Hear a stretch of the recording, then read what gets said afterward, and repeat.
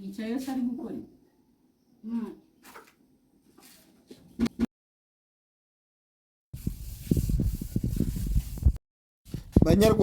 banyarwandakazi nongeye kubasuhuza muri aka kanya tugezemo mu gice cya gatatu cy'iyicwa ry'abahutu.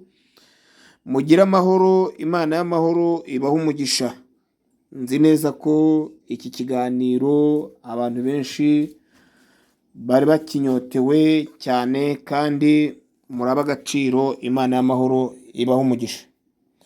Nk'uko nagiye mbibabwira bitandukanye kandi mwese iki kiganiro mukaba mwaragifashe mukakigira icyanyu, nk'uko abantu benshi bagenda bavuga bati ko byasa kose aba banyarwanda bari kujya batekereza kure kurenza uko twatekerezaga ubu ngubu, bigatuma abanyarwanda benshi cyane biyambura ikibi n'igisa nacyo.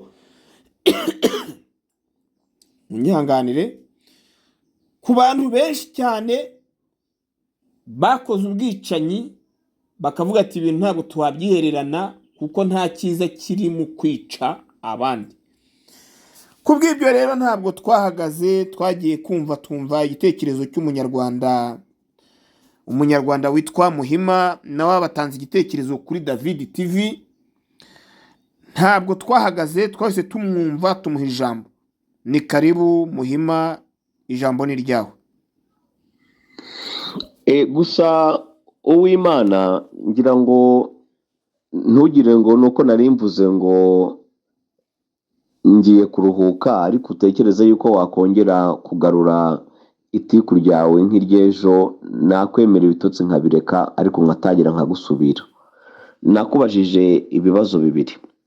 Ese upfa iki n'amakanzu? Nuko atumvikana n'umugabo wawe Ben Mugisha, cyangwa nawe uri umurinzi w'igihango? That is number 1. Number 2, abari irahe mu Buholande ndabyumva, ariko se abakoze ubwicanyi bw'abahutu mu gihugu bakaba baragaragaye muri raporo zitandukanye zirimo mapping report n'izindi zose, Makanzu yari ku ruhe rwego?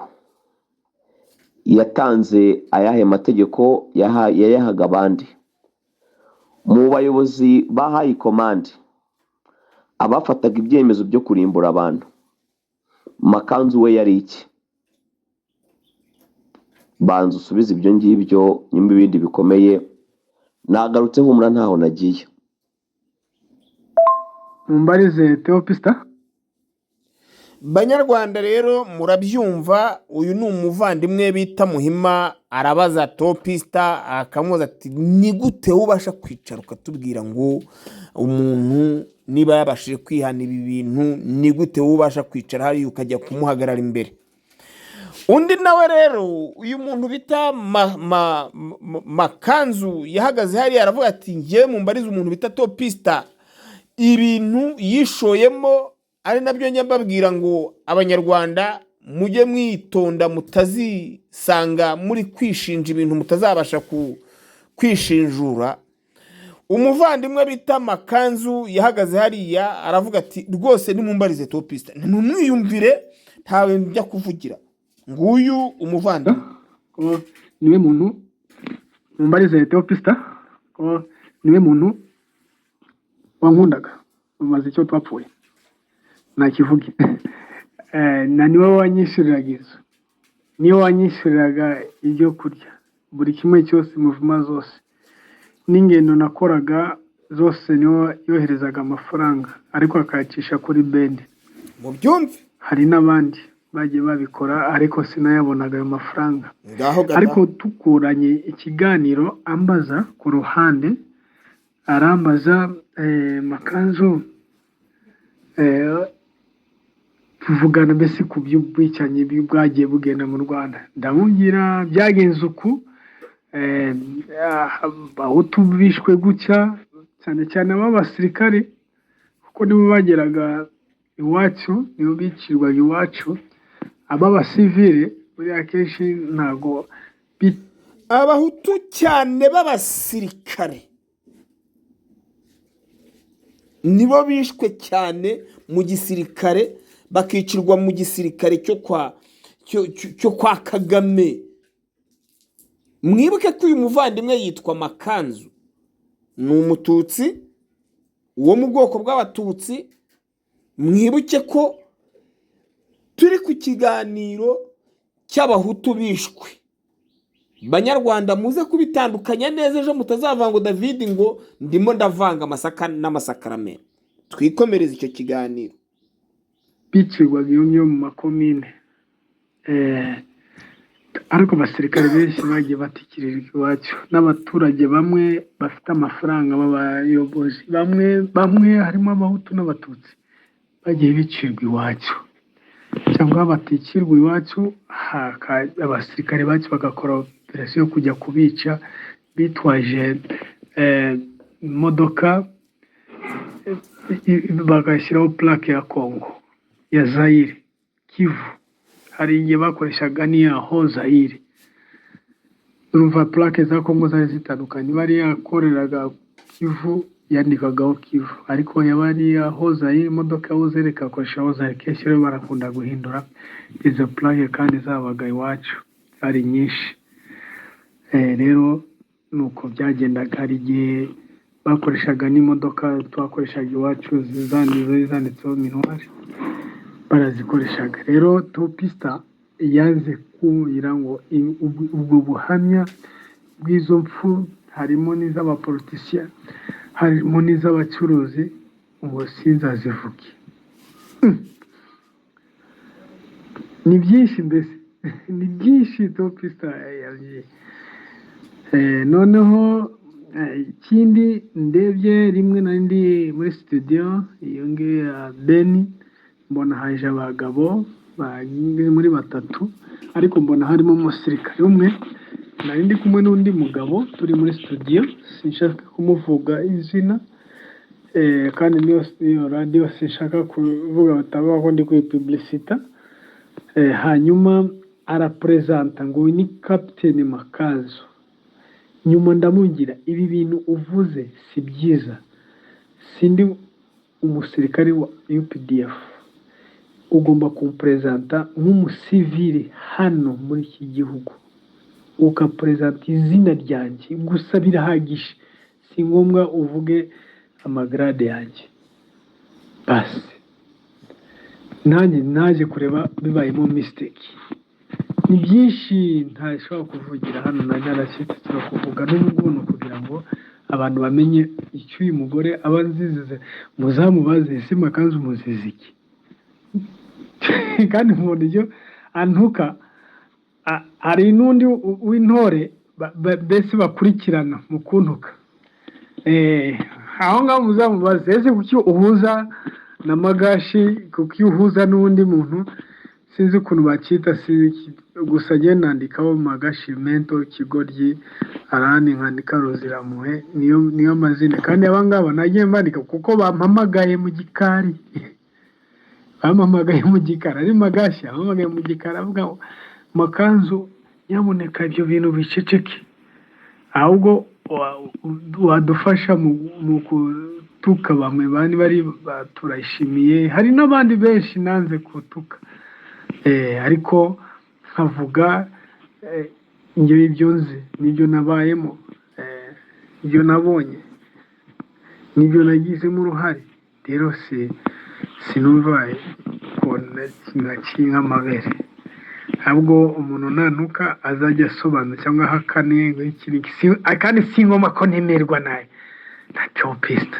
Reka sigomba ko ntemerwa na topista. Umuntu w'umugore guhamagara ari muri toilette, ureba ukuntu umeze, ntareba iyo mitsi bayinyereka gute. Icyo kintu yaba nzizi kuko babonaga umusaruro bankuraga batakiwubonye.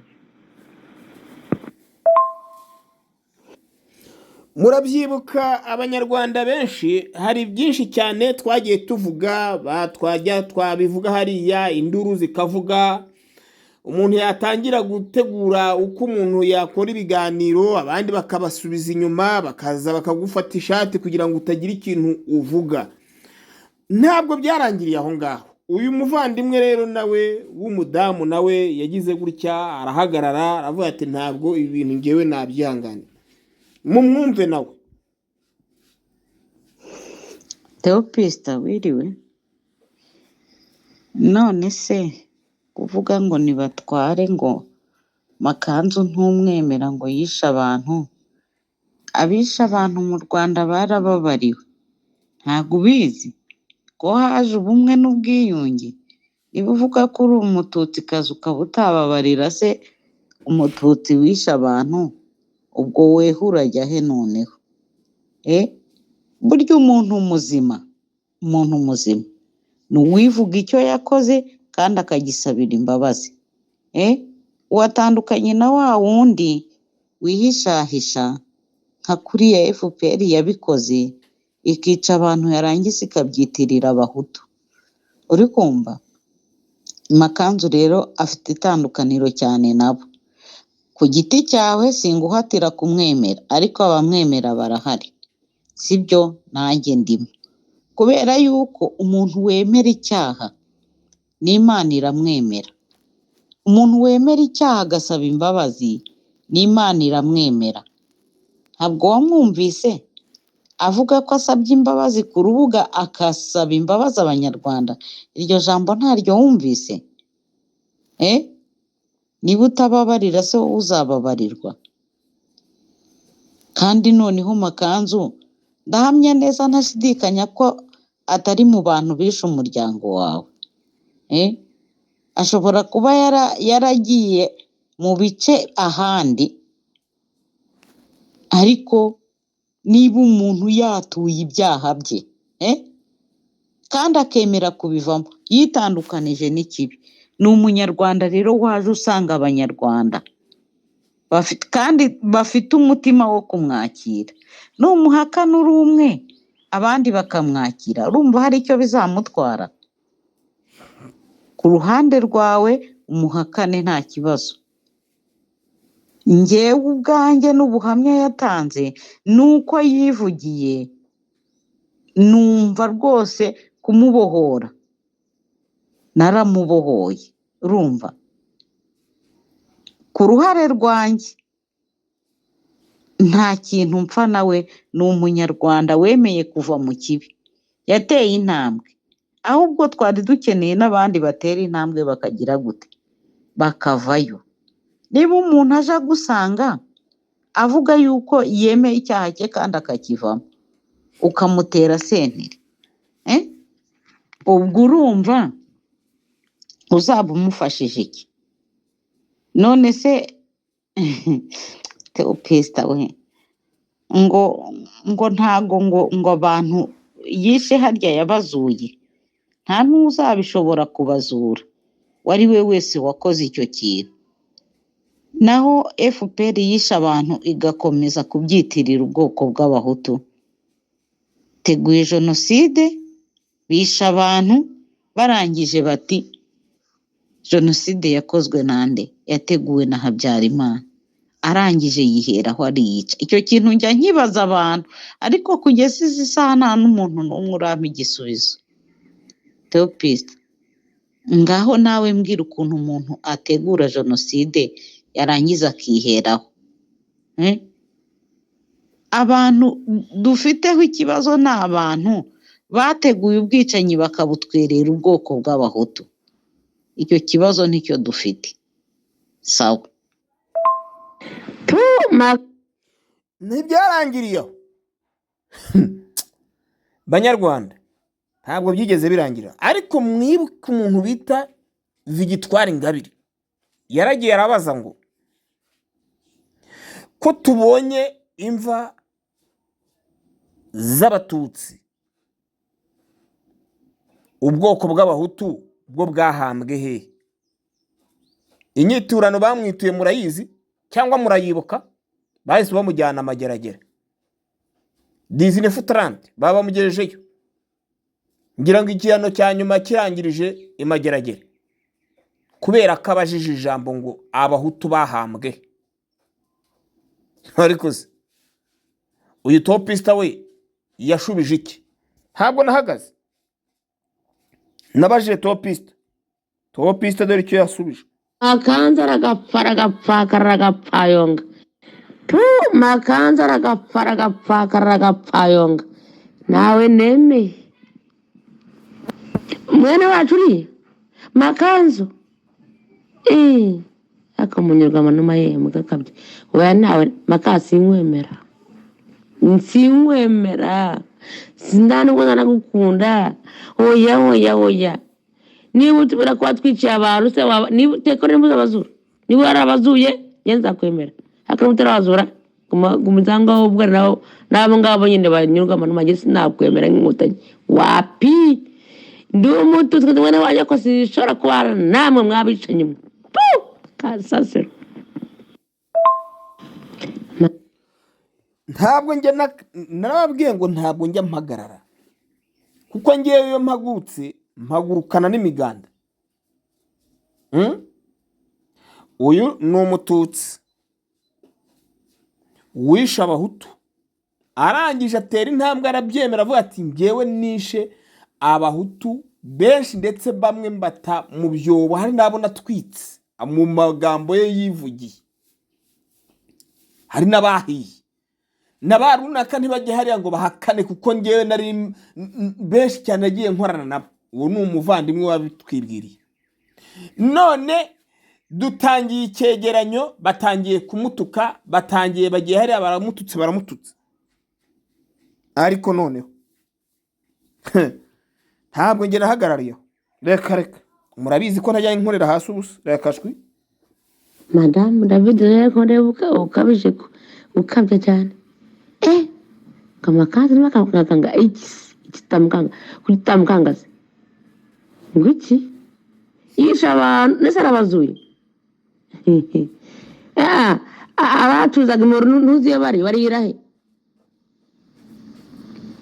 baramaduka gusa abacuza imoro yabo gusa bimwe nyine byo gucuza busanzwe kabwa feze yanariye ntarirahe nafunze kana umusaza ase uzaga gwatuzaga imoro na nanjoro nemabyo zuzuzachari noki nza ariko zije ajakusha abantu yaze usaka tuzaga iduka timihoro gusa none umuntu yemera kwica abantu mu nyungare yabirimo none renga batamukanga iwe Madame David ngo bana twara ni nabyo nene makanza wanyu na Frank wanyu mujane abyo neme. Banyarwanda rero murabyumvise uyu ni umudamu wanjye nawe bari bateye sentiri bati twara amakanzu wawe cyewe ntawe tukeneye kandi mwibuke neza ko uyu nguyu ni umututsikazi ujya hariya akavuga ati ngewe ndi umututsi ariko ibyo FPR yankoreye ntabwo ari ibintu kandi uwabikoze nawe ni umututsikazi. Banyarwandakazi nijya hariya nkavuga ngo ngewe ndatabariza ubwoko bw'abahutu ntimuzigere muntera sentiri ahubwo nakugira inama yo gutera inkunga David TV ibagendereyo mumenye n'ibindi byinshi mutari muzi. Ese wowe urabibona ute? Urabyumva ute? Ese David akwiriye gushyigikirwa? Niba akwiriye gushyigikirwa ubwoko bw'abahutu bwazimye cyangwa buri kuzima wowe uratanga iyihe nkunga? Ese wabwira icyo abahutu kugira ngo bashe guhaguruka birwaneho? Ese wabwira icyo abatutsi nabo bahagaze hariya bakavuga bati uko byasa kose tugomba kurengera ubwoko bw'abahutu?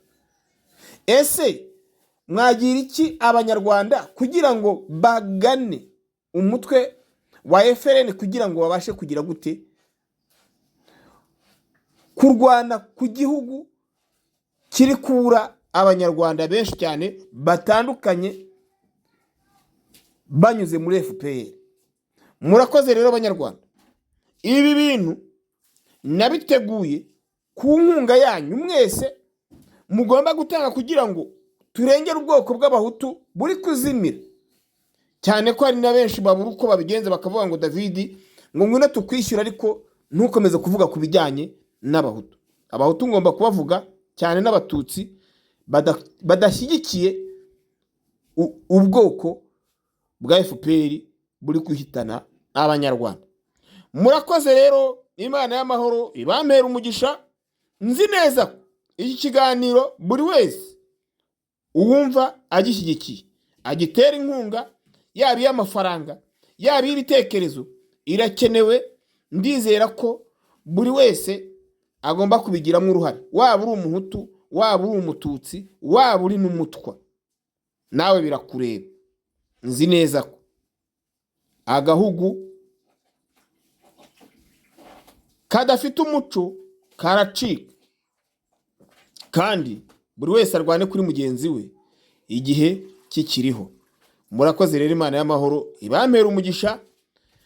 Wari umuyobozi wa David TV, mugira amahoro. Ni Ngendahimana David. Bye.